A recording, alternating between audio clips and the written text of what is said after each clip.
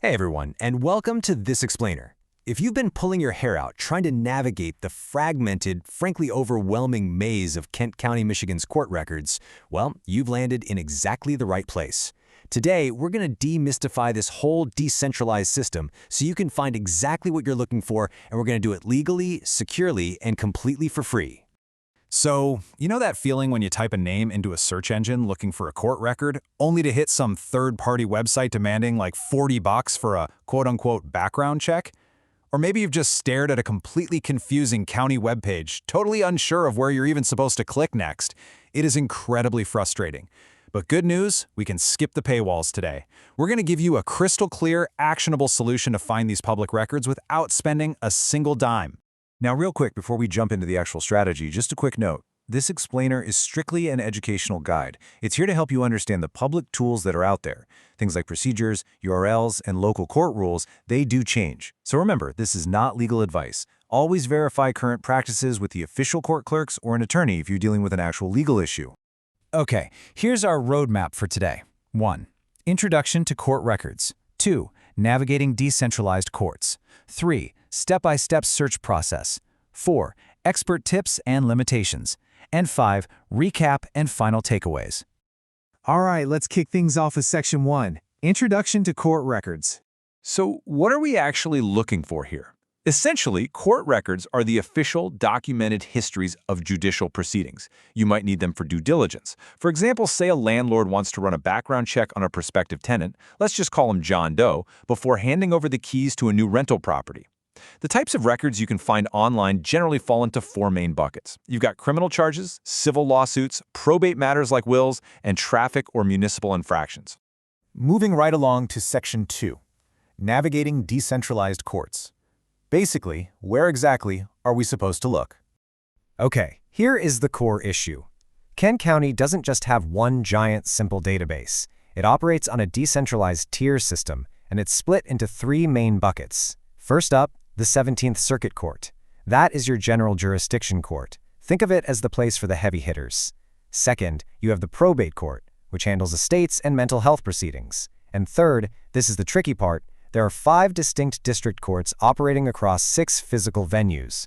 These handle limited jurisdiction matters. The catch? They each manage their own records, which means you have to know exactly where to look. The absolute most crucial point here is figuring out which tier your specific case falls into. Let's use some if-then scenarios for our imaginary tenant, John. If you're looking for a major felony prosecution or maybe a massive civil lawsuit involving more than $25,000, then boom, you need the 17th Circuit portal. But if you're just trying to find out if John got a recent speeding ticket, or maybe he has a small claims dispute over an old security deposit or a low-level misdemeanor, well then you have to search the specific district court portal for wherever that incident actually occurred. Let's dive into Section 3, the step-by-step search process. We are going to start with the biggest one, the 17th Circuit Court. Let's say you're that landlord, and you're searching to see if John Doe has a history here as a defendant. Step 1, you'll navigate to the official Kent County Search Court Records portal. Step 2, you select defendant as the party type. Now Step 3 is critical. To search for criminal cases, you absolutely must filter by the year of birth. This ensures you don't pull up a criminal record for a totally different John Doe. Finally, Step 4, just execute the search to view the docket. Pretty straightforward, right? Well, things get a little chaotic when you hit the district courts. If you are searching for a misdemeanor or a traffic ticket, you have to match the city where the incident happened to the court's specific software. It's like a matching game. If John's incident happened in Grand Rapids, you're using the 61st District's full court portal. What if it was Granville or Walker? Then you have to use the state-run MyCourt system. Wyoming, Kentwood, and the rural 63rd District? They all have their own completely separate web links. The big takeaway here is you can't just search the county as a whole, you literally have to search by the geography.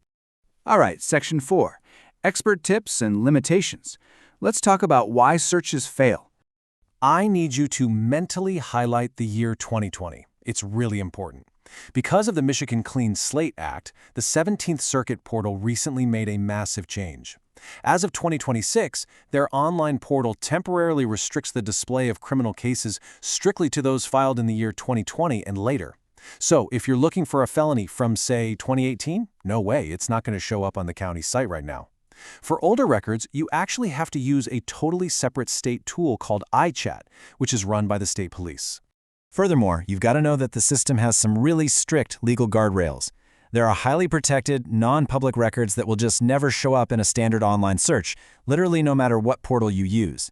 You won't find juvenile files. You won't find legally sealed or expunged cases. You also won't see specific conditional dismissals, like first-time drug offenses under Section 333.7411 or youthful offender cases under HYTA. These are hidden by design to protect people. So keep in mind, a blank search doesn't always guarantee a completely spotless past. And local courts? They can be incredibly strict. For example, the 62B District Court in Kentwood explicitly states in their rules, the court will not perform broad, non-specific criminal record checks. Basically, fishing expeditions just won't work. You can't just go in, type the letter A, and browse through everyone in Kentwood who happened to get a speeding ticket. You need specific names or exact case numbers to get anywhere.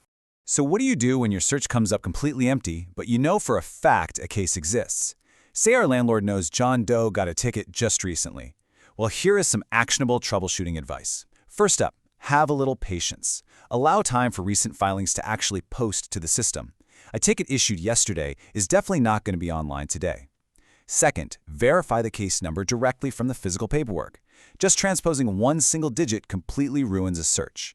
And finally, if a court portal offers it, use the contains filter.